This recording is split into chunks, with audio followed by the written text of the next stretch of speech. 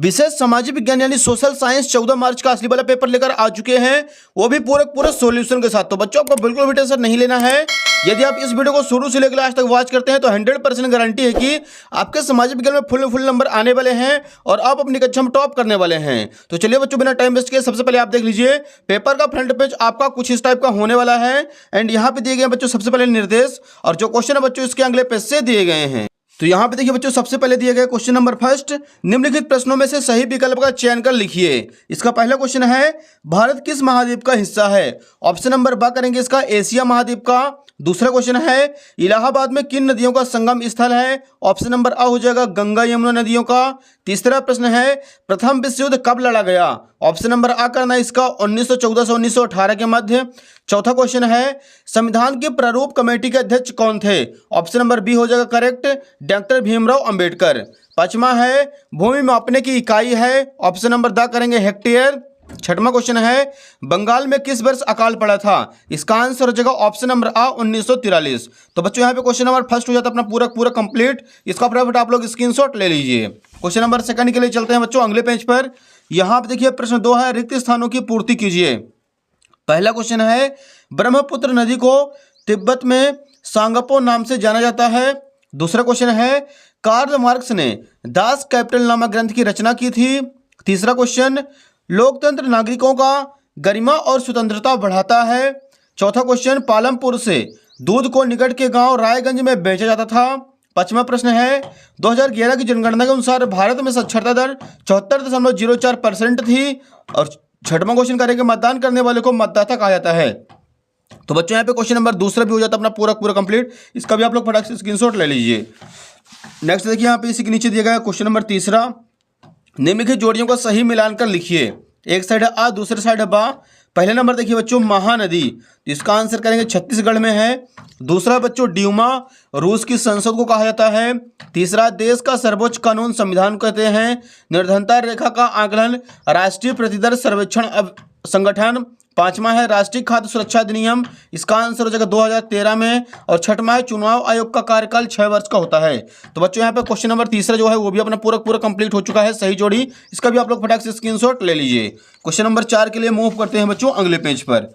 यहाँ आप देखिए पहले बच्चों क्वेश्चन नंबर 4 है निम्नलिखित प्रश्नों का उत्तर एक शब्द वाक्य में लिखिए। पहला क्वेश्चन है शीतलहर क्या है? इसका आंसर लिखेंगे एक ऐसी मौसम की स्थिति है जिसमें तापमान में अचानक और काफी गिरावट होती है जिससे सर्दी बहुत बढ़ जाती है, शीतलहर कहते हैं। दूसरा क्वेश्चन भारत का जनसंख्या घनत्व कितना है? इसका आंसर करेंगे 382 व्यक्ति प्रति वर्ग किलोमीटर है।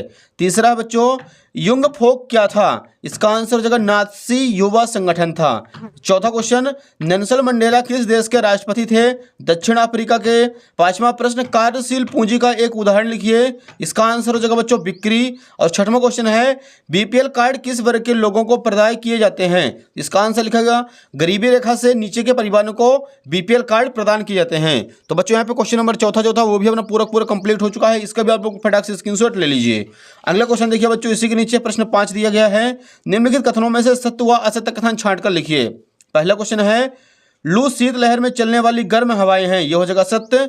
दूसरा है भारत में जनसंख्या वृद्धि का एक कारण मृत्यु दर में कमी है, यह हो जाएगा असत्य। तीसरा प्रश्न भारत की जनगणना प्रतिवर्ष 5 वर्ष में की जाती है, यह हो जाएगा सत्य। चौथा है हिटलर आर्थिक संकट दूर करने के लिए उद्योग स्थापित करना चाहता था, यह हो जाएगा सत्य। पांचवा है मक्का एक व्यापारिक फसल है, यह भी हो जाएगा सत्य। छठवां है चुनाव आयुक्त की नियुक्ति प्रधानमंत्री करता है, तो यह हो जाएगा बच्चों असत्य। तो बच्चों यहाँ पे क्वेश्चन नंबर 5 जो है वो भी अपना पूरा कंप्लीट हो चुका है। इसका भी आप लोग फटाफट स्क्रीनशॉट ले लीजिए और सारे प्रश्नों को आप लोगों को अच्छे से याद कर लेना है। क्वेश्चन नंबर 6 के लिए चलते हैं बच्चों अगले पेज पर। यहाँ से देखिए बच्चों 2-2 नंबर वाले प्रश्न स्टार्ट हो रहे हैं। छठवां क्वेश्चन है भारत के 3 और विशेष जलराशियों के नाम लिखिए। तो ये रहा बच्चों छठवें का आंसर आपको लिख देना है। उत्तर क्रमांक 6 भारत के तीनों और विशेष जलराशियों के नाम है पूर्व में बंगाल की खाड़ी, पश्चिम में अरब सागर और दक्षिण में हिंद महासागर। ये हो जाए क्वेश्चन नंबर 6 कंप्लीट। अगला देखिए 7वां नंबर है मानसूनी वर्षा की विशेषताएं लिखिए कोई दो। तेरह बच्चों 7वें का आंसर लिखेंगे मानसूनी वर्षा कृषि के लिए बहुत अहम है। और दूसरा पॉइंट लिखना है मानसूनी वर्षा अनिश्चित होती है। ये question number 7 complete. Question number 8 देखिए बच्चों सदाबहार वन और पर्णपाती वनों में अंतर लिखिए। इसका आप लोग अथवा कर लीजिएगा। नीम और तुलसी के एक एक औषधीय उपयोग लिखिए। तो यहाँ पे लिखेंगे बच्चों 8वें का अथवा नीम और शरीर की गंदगी को साफ करता है और तुलसी लीवर को मजबूत करता है। ये हो जाएगा क्वेश्चन नंबर 8। अगला देखिए बच्चों क्वेश्चन नंबर 9 है, मैंग्रोव वन की 2 विशेषताएं लिखिए। तो यहाँ पे लिखेंगे मैंग्रोव वनों में कई तरह के पेड़ पौधे और झाड़ियां होती हैं। दूसरा पॉइंट लिखना है मैंग्रोव वनों में कई तरह के जीव जंतु रहते हैं। ये क्वेश्चन नंबर 9 कंप्लीट। नेक्स्ट देखिए क्वेश्चन नंबर 10 है, जैकोबिन क्लब के सदस्य कौन थे? तो इसका आंसर लिखेंगे यहाँ पे, जैकोबिन क्लब के सदस्य मुख्यतः छोटे दुकानदार तथा कारीगर जैसे जूता चप्पल बनाने वाले और नौकर व दिहाड़ी करने वाले आदि थे, जो समाज के कम श्रमबद्ध हिस्से से आते थे। तो ये हो जाएगा बच्चों क्वेश्चन नंबर 10 भी अपना कंप्लीट। क्वेश्चन नंबर 11 के लिए मूव करते हैं बच्चों अगले पेज पर। यहाँ पे देखिए बच्चों क्वेश्चन नंबर 11 है हमारे सामने, खूनी रविवार की घटना क्या थी? ये रहा बच्चों इसका राइट आंसर लिखेंगे, रूस के सेंट पीटर्सबर्ग में 22 जनवरी 1905 को हुई थी। इस दिन जार की सेना ने शांतिपूर्ण मजदूरों और उनके परिवारों के जुलूस पर गोलियां चलाई थी। इसे ही खूनी रविवार की घटना कहा जाता है। क्वेश्चन नंबर 12 है, युद्ध से जंगल क्यों प्रभावित होते हैं? तो यहाँ पे लिखेंगे, युद्ध के समय जंगलों में आग लग जाती है जिससे वनस्पति और जीव जंतु बहुत सारे नष्ट हो जाते हैं। इस कारण से युद्ध से जंगल जो है वो नष्ट हो जाता है।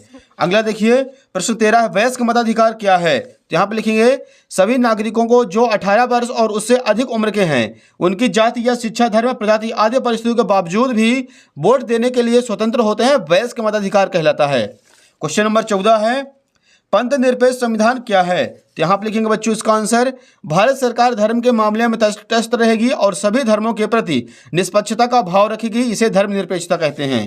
क्वेश्चन नंबर 15 देखिए, गठबंधन सरकार किसे कहते हैं? तो यहाँ पे लिखेंगे बच्चों, जब एक से ज्यादा राजनीतिक दल मिलकर सरकार बनाते हैं तो उसे गठबंधन सरकार कहा जाता है। अगला क्वेश्चन देखिए बच्चों, यहाँ पे क्वेश्चन नंबर 16 दिया गया है, अर्थव्यवस्था के तृतीयक क्षेत्र से आप क्या समझते हैं? तो यहाँ पे लिखेंगे इसका आंसर, अर्थव्यवस्था का तृतीयक क्षेत्र सेवाओं का उत्पादन करने वाला क्षेत्र है, इसे सेवा क्षेत्र भी कहा जाता है।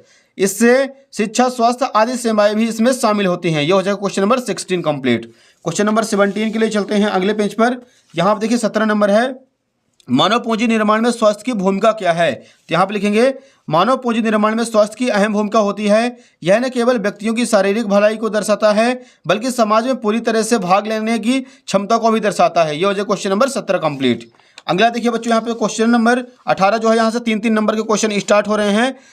18 नंबर है, रेशम मार्ग पर टिप्पणी लिखिए। तो यहाँ पे लिखेंगे बच्चों क्वेश्चन नंबर 18 का राइट आंसर, रेशम मार्ग से बड़े पैमाने पर चीन के रेशम यूरोप, अफ्रीका तथा एशियाई देशों में भेजे जाते थे, इसलिए इस मार्ग का नाम रेशम मार्ग या सिल्क जूट कहा गया। रेशम मार्ग के जरिए रेशम, चाय, भारतीय मसाले, कीमती कपड़े, सोना, चांदी, शराब आदि का व्यापार होता था। ये लीजिए बच्चों, इसका आपको पूरा अच्छी तरीके से आंसर याद कर लेना है। अगला देखिए बच्चों क्वेश्चन नंबर 19 है, औपनिवेशिक सरकार ने बेकार पड़ी भूमि को कृषि योग्य बनाने के लिए क्या योजना बनाई? 13 बच्चों 19 का आंसर, ऐसी जमीन जिसमें ना कोई लगान मिलता था और ना ही उत्पादन होता था को अंग्रेजों ने बेकार माना था, उसे कुछ खास लोगों को दे दी गई और कृषि कार्य हेतु उन्हें प्रोत्साहित किया गया। कुछ लोगों को गांव का मुखिया बना दिया गया ताकि वे उस जमीन पर खेती कार्य को ठीक ढंग से करवा सकें। यह जमीन चरवाहों की थी जिनका चरवाहे नियमित रूप से इस्तेमाल किया करते थे। ये हो जाए क्वेश्चन नंबर 19 भी अपना कंप्लीट। अगला देखिए बच्चों क्वेश्चन नंबर 20 है, भारत के राष्ट्रपति को कौन कौन सी शक्तियां प्राप्त हैं अथवा इसका प्रधानमंत्री पद के लिए क्या क्या योग्यता होनी चाहिए? यहाँ पे करेंगे बच्चों 20 का, अथवा प्रधानमंत्री पद के लिए योग्यता, वह भारत का नागरिक हो। दूसरा पॉइंट, वह कम से कम 25 वर्ष की आयु पूर्ण कर चुका हो। तीसरा पॉइंट, वह लोकसभा का सदस्य होना चाहिए। चौथा, वह किसी सरकारी लाभ के पद पर ना हो। यह हो जाएगा बच्चों क्वेश्चन नंबर 20 अपना कंप्लीट। इसका भी आप लोग फटाफट स्क्रीनशॉट ले लीजिए।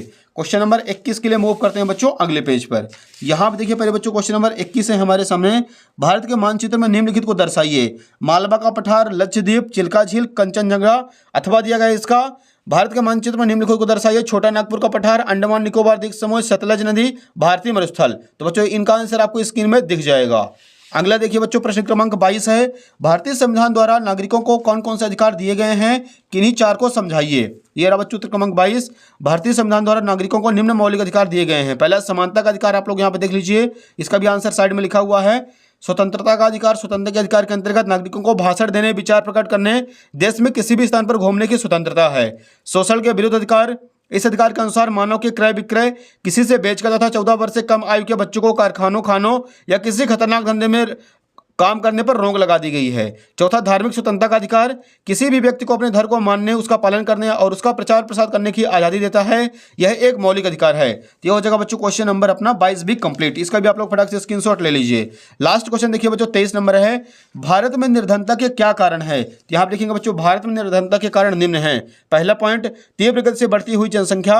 इस समय जनसंख्या की दृष्टि से भारत का विश्व में पहला स्थान है। बढ़ती हुई जनसंख्या का अर्थ है वह वस्तु की अपार मांग में वृद्धि। दूसरा पॉइंट, पूंजी निर्माण का अभाव। पूंजी निर्माण आर्थिक विकास की आधारशिला है, परंतु पूंजी निर्माण की दर भारत में अपेक्षाकृत कम है। तीसरा लिखेंगे बच्चों बेरोजगारी। निर्धनता का एक प्रमुख कारण बेरोजगारी है। भाषण देने में रोजगार की समस्या व्यापक हो जाती है। कीमत स्तर में वृद्धि, इसके परिणाम स्वरूप मुद्रा की क्रय शक्ति कम हो जाने से वास्तविक आय कम हो जाती है। यही कारण है कि जनसंख्या वृद्धि की दर कीमत स्तर में वृद्धि की दर को बढ़ाती है। तो हो जाएगा बच्चों यहाँ पे क्वेश्चन नंबर अपना 23 भी कंप्लीट। इसका भी आप लोग फटाक से स्क्रीनशॉट ले लीजिए। तो बच्चों यहाँ पे पूरा अपना असली वाला क्वेश्चन पेपर कंप्लीट हो चुका है।